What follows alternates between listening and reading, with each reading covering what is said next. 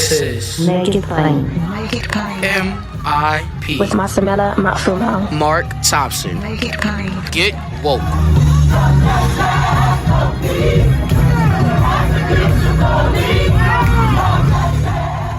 Ladies and gentlemen, one of the speakers at the Make the Trouble rally August 28th at the Lincoln Memorial was our friend, whom is a frequent guest, and we're thankful for that. But I thought it was important for him to be there on Saturday, August 28th at Lincoln Memorial because of the great work that Guns Down America has been doing and the work that he has been doing. And let's face it, Dr. King, Bobby Kennedy, Medgar Evers, and others, Malcolm X, would have been able to return to the Lincoln Memorial themselves in 1968, if not for gun violence. So a lot of times we think about gun violence in a modern sense, but there is a history of gun culture and gun violence in this country that took away some of our greatest leaders. And I would draw a straight historical line to all of that. And so we were all grateful to have Igor there and to have him present. And the struggle isn't over, because just as soon as that happened, we saw the laws in Texas, both regarding women's rights, both regarding guns. And we know there are other things cropping up. And we also now know that Donald Trump was just a symptom. He's gone. But these types of things are still happening, and we've got to continue to wake up and mobilize. And that's what we're here to do, not just chit-chat, but to talk to Igor, find out what we need to do. So we're happy to have him as always. Igor Volsky, Guns Down America. Hey, buddy, thanks again for Saturday. Thank you so much, Mark. Thank you for having me. It was a real honor to be there. And I appreciate you drawing that line of the connection between then and now, because as we know, it was those high-profile assassinations that ultimately led, after years of failed efforts, to some of the first federal laws prohibiting and controlling the distribution of firearms came in the wake of those assassinations. And, I also think it's really important to recognize that part of what pushed those laws through was frankly a fear of Black people owning firearms. And that's a history we have to tackle, I think, recognize and tackle. And also, of course, added to that is the reality that many of our gun laws, beginning, really in the inception of our country from colonial days, but we're talking about the period of 68 on, when we had really what would probably be the second, in 1968, the second large federal gun reform law. That those laws were probably implemented, not probably, but were and still continue to be implemented in ways that are simply unfair, that are in many ways racist. We have to tackle, I think, those realities, but at the same time recognize that more guns do not equate to safer communities. What they actually result in is higher homicide rates, higher instances of mass shootings, higher instances of suicides, higher instances of police-involved shootings, both you shooting at police and police shooting at you. So, this is a moment, Mark, and I think a lot of folks really spoke to this on Saturday. This is a moment for us to really reimagine public safety in this country. And for me, it's so important that reimagining includes a real view and a review, really, of how we, as a country, as a culture, view firearms and firearm ownership. Yeah, and I mean, that is, the struggle we've all been involved in. We had all these issues on Saturday. Some people like to do one-issue events, but if we're actually building a beloved community, picking up where Dr. King left off, we have to include this issue. It is impossible to ignore in that regard. So, as I mentioned, Texas, so they're pulling as many fast ones as they can. They pulled another one in terms of their gun law. Tell us about that. Yeah, this is a law, Mark, that allows Texas citizens to openly carry firearms without any kind of permit, without any kind of training. If you have a gun, you can carry it on you. And what we know, what the research shows from other states that have these kinds of permissive carry laws is that you immediately really see an increase in gun violence. Because as you can imagine, when someone is armed, an argument, a confrontation that without the gun present would have just been an escalation of words, maybe punches, but with the firearm there, oftentimes turns deadly. And that happens every day all across the country. And it's now going to be happening, unfortunately, if we believe the research, at a higher rate in Texas. And as you combine that, of course, with the horrible abortion law that the Supreme Court allowed to go into effect, which is just mind-blowing when you think about it, given that it clearly undermines Supreme Court precedent in Roe, that combination of individuals now being able to carry firearms in public spaces without any kind of restriction or regulation, and the deputizing of the Texas legislature of citizens to enforce that law and be able to file lawsuits, against individuals who help women get abortions after about 6 weeks. That combination is really toxic. And it's not as if there's no history of those providing reproductive choices to women being assassinated. Yeah, there's a deep and rich history. And Mark, every time you continue to see this kind of demonization of abortion providers, of doctors, that creates a permission structure for right-wing extremists, many of whom are armed, to go ahead and continue with that history of violence. Yeah, and that's the danger we're all facing. So we know that in the abortion case in Texas, the Supreme Court refused to intervene. There was a filing of an injunction. Was there any higher court appeal that came from the gun ruling in Texas? Probably not, but no. There was no challenge to the gun law that just went into effect. But what's really interesting, Mark, is that this is a law that was opposed by most law enforcement officials in Texas. Right. It was opposed by most Texan voters. But as we know from Texas and frankly states across the country, they're not interested what their voting population cares about. They're interested what white voters care about, the voters that actually keep them in power. And so what's happened in Texas is you see a dramatic restriction of reproductive health, of women's rights. You see an expansion of firearm accessibility, at least carrying those guns in public. And then you see a great contraction in who can actually vote in those elections, so that the people who have the power is mostly the white electorate that will then keep the politicians in Texas in power for perpetuity, right? That's all being done by design. It's not by accident. More MIP after this message. And again, and I've been talking to some of the women's groups, I think the thing too that we also have to enlighten people about, even, when it comes to those who they're trying to keep in power, we're not even talking about all white people. We're talking about privileged white men. Mm-hmm. As you know, I went to West Virginia twice with Dr. Barber, Reverend Barber this summer. You should go next time. Everybody should go, because it's sobering. And the people that Joe Manchin claims to represent don't know what he's talking about. They're doing bad in West Virginia. And they're just grateful when people come so they can tell their stories about what they're facing. That's number one. Mm-hmm. Number two, when we look at this gun piece, voter suppression is these same people passing voter suppression laws. They're going to disproportionately impact women, including white women. The dismantling of Roe affects white women. And let's be honest, Igor, when it comes to gun violence and domestic violence, who's affected by that? Women too. So when they do these things seemingly to hold on to whatever power they have, it's not even in the interest of white women themselves. It's as if they don't even exist. We're a group of old, stodgy white men, and the census they've gone crazy since the census came out too. Because this is the last gasp. who's being born in America. America is a country of color.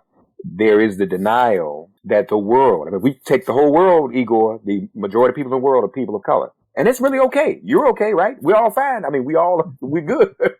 I mean, it's going to be all right, but they can't take it. Yeah. And you know what I have to do? You challenged me. So a few years back, the Texas State Conference of the NAACP invited me to be on a panel. So I go to Dallas.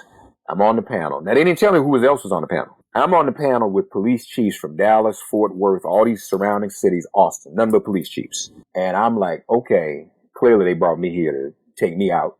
But this is what the conversation was. How they all agreed with me, and we all agreed, one topic, that open carry was a danger even to law enforcement, as you alluded to. And I'm marveling at them saying, we don't want to deal with people who we don't know if they're carrying guns, Mark. We don't want to put, and a lot of these people, just like Capitol Police, most police officers are like everybody else listening, y'all. They just get them to go to work every day. Every police officer can get them to go to work every day anticipating a gunfight or something like they go just to protect. And for most officers, that isn't happening. But when you put people in situations where they have to respond to a call, they don't know where they're going and whether that person has a gun or not. So this affects everybody, even those who are trying to protect and serve, the good officers that are out there. I never got it. I don't know if it was recorded. I'm going to need to go back and try to find that piece. I'm going to ask somebody today when we finish whether that still exists, because I want everybody to hear that. This is a danger to us all, coupled with, as you alluded to, now you're going to have, deputized citizens to go out here and enforce the dissipation of Roe.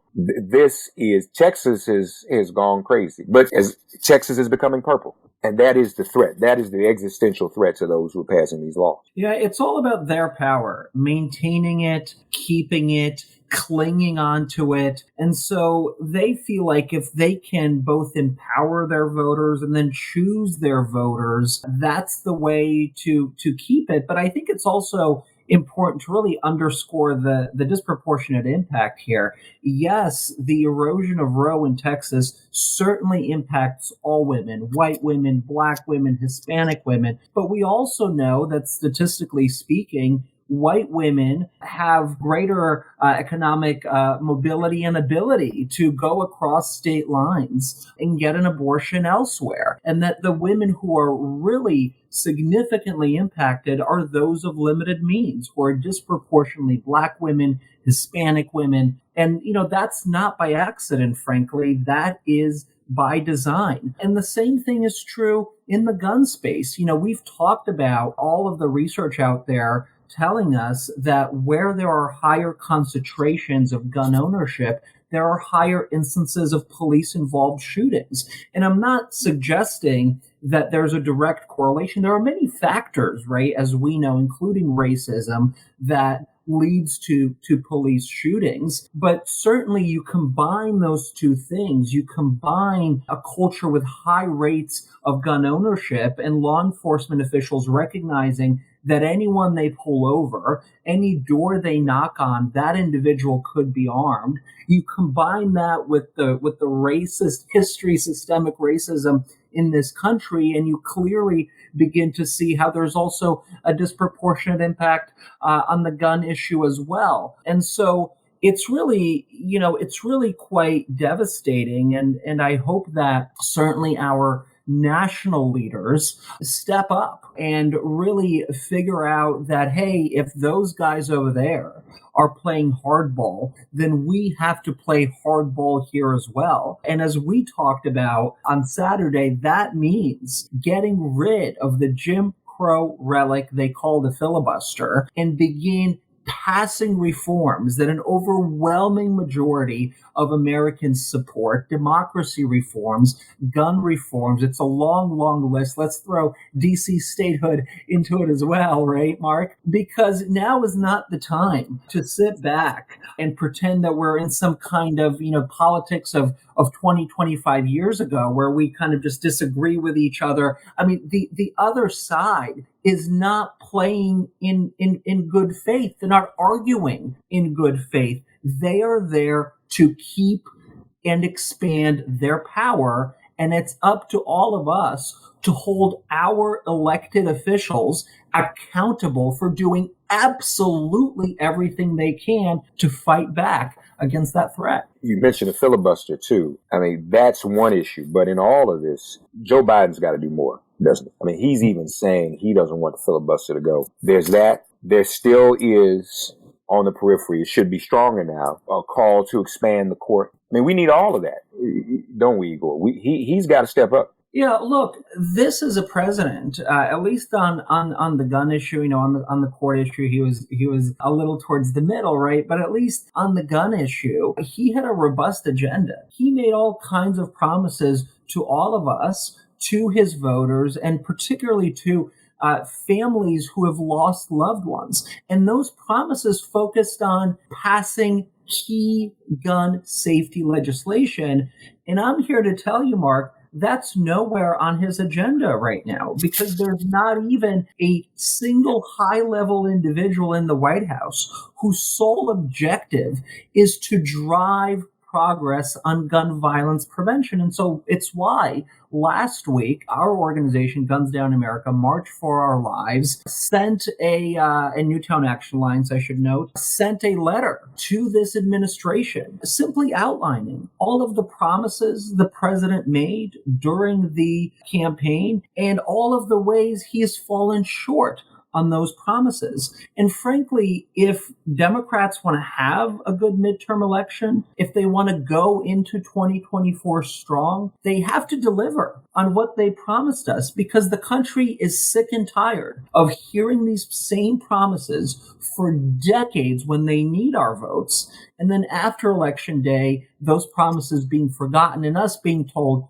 oh, you just wait when the time is right and we'll get to it then. More MIP after this message.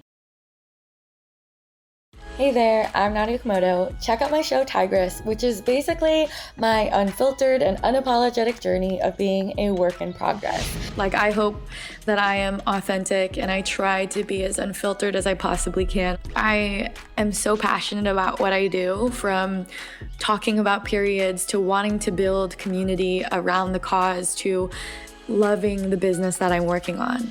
Tune in each week on Apple Podcasts, Spotify, or wherever podcasts are streamed. Senator Sinema says, and she hails from the state where Gandhi Giffords was shot. Mm-hmm. The Giffords Network couldn't be there Saturday, but they were still involved in Saturday on Periphery. We've been talking to them too. Everybody at some point, March for Our Lives, everybody couldn't be there, but everybody's like, listen, we're with this. She says, I want y'all to watch this. This is to Igor's point about, the midterms in 2024. She and Manchin argue, well, if we get rid of the filibuster, what's going to happen when we're no longer in power? If you don't get rid of the filibuster and end voter suppression, you're not going to be in power. That's an existential reality, because what Democrats voters, I should say, who put Democrats in power in November 2020, January 2021, are saying we need something to show for that. And you're not preventing, you're allowing our votes to be suppressed. So we won't be able to help you in 2022 or help ourselves in 2022 or 2024. And all of these other laws are being passed. So something has to be done. Mark, and this really insulting, frankly, I consider it insulting attitude from this president that says, oh, we'll just out-organize. It's up to us to out-organize them. Are you kidding me? You and I know, Mark, and listeners across the country know how difficult it is to do get out the vote work, especially during a period of COVID, especially during a period of changing laws. So don't you dare, frankly, put the President of the United States, who has the ability to do more, to put that burden on us and to tell community organizers across the country, right, oh, it's up to you. You guys just have to work harder. You have to do better, while I sit up here preserving the filibuster because I don't know. It's the way things were done when I was senator. I mean, that is frankly insulting and absurd, I think. Yeah. Are there any other, we're watching these voter suppression laws pop up every day, state by state. Mm-hmm. Are there any other gun laws popping up state by state in the weeks to come we need to be on the lookout for? I don't know any in the weeks to come. We're kind of in this place now, and this is really a result of the success that the NRA has had over the last couple of decades, where the states, the red states, deep red states, really already have as permissive laws as you can get. I'm sure there are some others on the books that I'm not thinking about that, that are as bad as what Texas is doing or similar. Certainly there's a wave across the country that the NRA is driving right in order to reduce any kind of regulation. But let me say this, Mark, because I think it really hasn't received the kind of attention it deserves. You know that there's a law called PLACA, passed in 2005 by George W. Bush, that provides immunity from almost all forms of liability for gun manufacturers, dealers, and importers. What it basically says and allows gun manufacturers to do is produce incredibly dangerous weapons. Those weapons are then, of course, used to kill tons of people, and they're not held liable for doing so, for knowingly producing weapons without basic safety features, which of course leads to higher levels of unintentional gun deaths when it comes to kids, of producing weapons that are so much harder to save a life from because they're so powerful. That's really what's been going on since this law came into effect in 2005. The president, as you also know, has now for years advocated for the repeal of this law. When he talks about guns, he talks about three things: background checks, assault weapons, getting those off our streets, and repealing this law called PLACA. Well, let me tell you what. The Biden Justice Department has on two different occasions that we know of gone into court and defended the constitutionality of that law, which is absolutely outrageous. And you'll remember, Mark, in 2009 and 2010, when then the Obama Justice Department went into court and defended the constitutionality of DOMA, which is, your listeners will remember, was that law that defined marriage between a man and a woman and effectively cut off same-sex couples from benefits. For 2 years, the Obama Justice Department defended that law. The community put up a huge fight. And then in 2011, then Attorney General Eric Holder issued a memo saying the president now believes this law is unconstitutional. He will no longer defend it in court. And then, of course, eventually the Supreme Court struck it down. It is outrageous to me that despite the folks in our movement urging this administration to stop defending PLACA in court and basically repeating the talking points of the NRA and the gun industry in their legal briefs, that this is continuing to happen, despite the fact that we had a ruling, by the way, in 2020 of a court in Pennsylvania finding PLACA unconstitutional, arguing it violated the 10th Amendment because it prohibited states from suing gun manufacturers. It took that power away from them. So anyway, this is all to say that in the short window that we have between now and the midterm elections, where it's unclear that Democrats will retain power in Congress, right? Maybe that's the nicest way to say it, that it's unclear. Now is the time in that window to push this administration to do as much as they possibly can to keep us safe. And we haven't even talked about the rise of domestic extremists, armed extremists, political extremists, what that means for our election, because that threat is only increasing as well. And people carrying guns to the polls, all of that, all of those things are factors. Folks, as always, we want to encourage you to go to gunsdownamerica.org. Raise your voice to Joe Biden, sign a letter to him, encourage Facebook to do what it needs to do to stop encouraging and promoting gun sales. Is your bank loaded? All right. I mean, all of this is real. The gun violence. And the fact of the matter is, still in this COVID moment, gun violence is on the rise. Is it not? I mean, we're seeing that. So this is the time to act. I know, folks, it's a lot. We ask you to do a lot. I want you to fight against voter suppression. I want you to fight Save Roe. I want you to fight to end climate change. I want you to fight to stop gun violence. It's a lot. We got to do it. We don't have a choice. And it's enough of us to go around to be supportive. And GunsDownAmerica.org is one of the organizations I am encouraging you to support through your activism, through your donations. We have a lot to do. We can do it all. If we can make it if we try. If we all work together, as we did on August 28th. This is just the beginning. This is going to be a high season of ongoing activism around all these issues. And it's the duty of some of us to draw all these lines together so we can see all of these things are interrelated. And that's what White Houses are for. They're supposed to do what we put them there to do. And they're the people paid to address all these issues. They have to do it. And so Igor is right. Igor is a very polite person too. All right. So, I mean, we can get into it some more about what Joe Biden needs to be doing, I'll be doing, but we're going to be polite just for today. Might not be as polite next time. We'll see what happens in the next couple of weeks, but you can help us. You can reach out to Joe Biden vis-a-vis the website, gunsdownamerica.org. Add your name to the letter saying the time to act is now. Please, ma'am, please, sir, go to gunsdownamerica.org and follow Igor on Twitter as well at Igor Volsky. Follow Guns Down America on Twitter so you can be informed and involved. We're gonna keep fighting, folks. We're in this fight. Igor, as always, we thank you, buddy. Thank you, Mark. Thanks for getting woke and listening to Make It Plain. Please remember to listen, like, and wherever you get your podcasts, please give the show a 5-star rating. And please do spread the word. Let's all continue to pray for each other during this pandemic and this police-demic. If all hearts and minds are clear, it has been made plain.